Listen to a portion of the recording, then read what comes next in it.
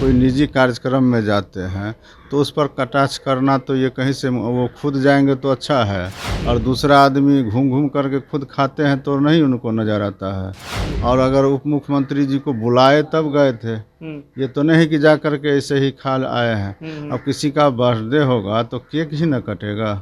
नमस्कार, मेरा नाम उत्कर्ष है। आप लाइव सीरीज देखना शुरू कर चुके हैं। तमिलनाडु में जिस तरीके से बिहारियों के साथ दुर्व्यवहार हुआ, आनन फानन में बिहार के मुख्यमंत्री नीतीश कुमार ने अधिकारियों की टीम तमिलनाडु भेज दी, लेकिन विपक्ष लगातार यही सवाल कर रहा है कि क्यों ऐसा हुआ, कार्रवाई क्यों नहीं हो रही है। हमारे साथ बात करने के लिए बिहार सरकार के मंत्री हैं मदन सनी सर। लगातार बीजेपी कह रही है कि कुछ नहीं कर रहे हैं नीतीश कुमार, बिहारी वहाँ पिट रहे हैं और ये देख रहे हैं।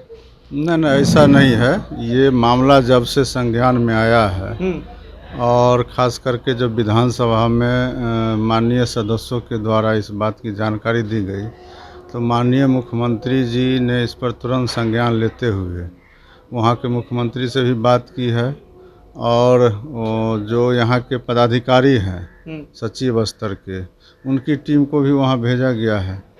और आपने देखा होगा कि जो सोशल मीडिया पर अफवाह फैलाने वाले या इस बात को उजागर करने वाले कहिए, या इसकी पुराने वीडियो को जारी करने वाले कहिए, उसको जो भी प्रचारित किया उनको भी गिरफ्तारी की गई है। और दो तरह की बात है। एक तो वहाँ के भी जो तमिलनाडु के मुख्यमंत्री जी हैं, उन्होंने भी स्पष्ट किया है कि इस तरह का कोई घटना नहीं है, ये अफवाह है, और हम लोग बिहारी को किसी भी तरह के यहाँ के लोग भेदभाव नहीं कर रहे हैं, किसी तरह का कोई मारपीट नहीं हो रहा है। नहीं, बीजेपी कह रही है कि उप मुख्यमंत्री केक खाने जाते हैं और कुछ नहीं करते हैं।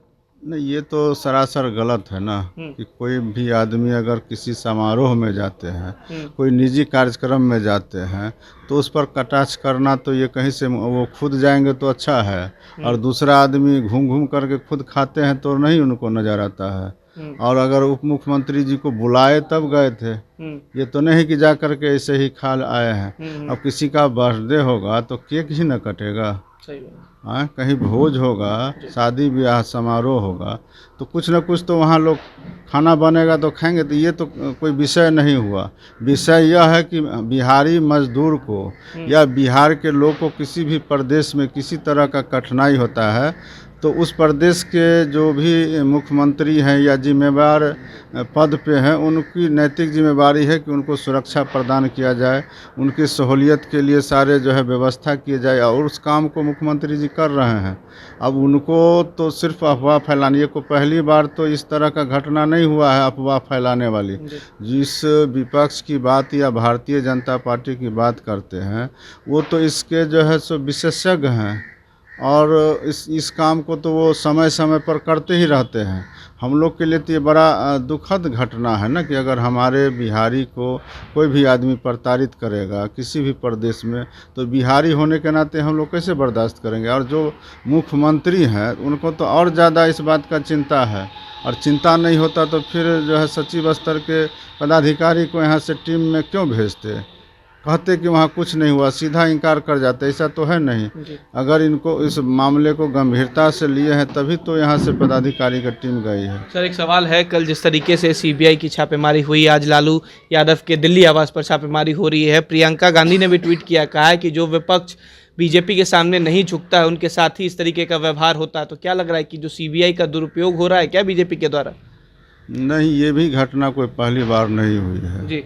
और ख़ास करके बहुत सारे लोग बहुत तरह की बात करते हैं। हम लोग तो सिर्फ इतना जानते हैं जी। कि जो भी गरीबों के लिए या जो कमज़ोर तबका है उसके हित में बोलता है या काम करता है, तो उसको दबाने का, उसको प्रताड़ित करने का, उसको परेशान करने का, उसको जेल भेजने का, उसके यहाँ छापा मारने का लगातार प्रयास भारतीय जनता पार्टी और ख़ास करके केंद्र सरकार के माध्यम से, जो उनके बड़े एजेंसी कहिए हैं, भले उस पर लोग कहते हैं कि जो है सो यह संस्था स्वतंत्र है, लेकिन स्वतंत्र कुछ भी नहीं है।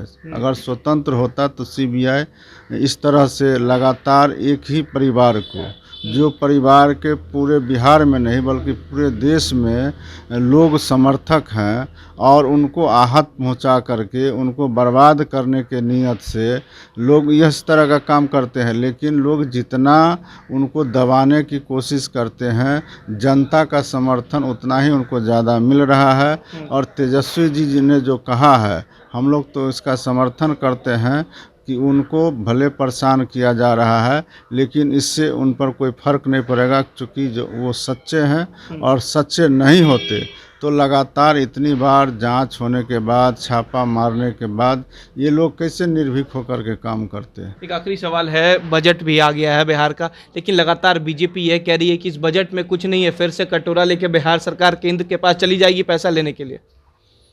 तो केंद्र का तो हक बनता है ना कि सिर्फ बिहार ही के तो नहीं, बिहार नहीं बल्कि देश के अन्य जितने प्रदेश हैं उनका जो वाजिब हक है वो तो उनको देना ही पड़ेगा और देना ही चाहिए।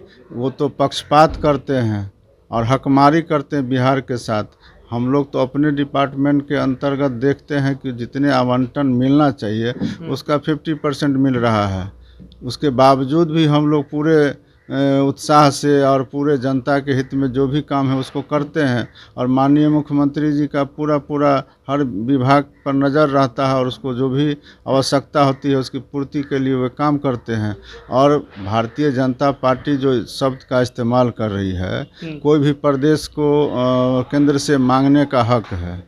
अगर देश का नेतृत्व आप कर रहे हैं तो मांगेगा किससे? बिहार में अगर किसी को मांगना होगा या किसी की आवश्यकता होगी, कहीं सड़क बनाना है, कहीं हॉस्पिटल बनाना है, कहीं कोई दूसरा अन्य काम करना है, सुरक्षा प्रदान करना है, तो उसकी नैतिक जिम्मेवारी किसकी है? मुख्यमंत्री जी के है।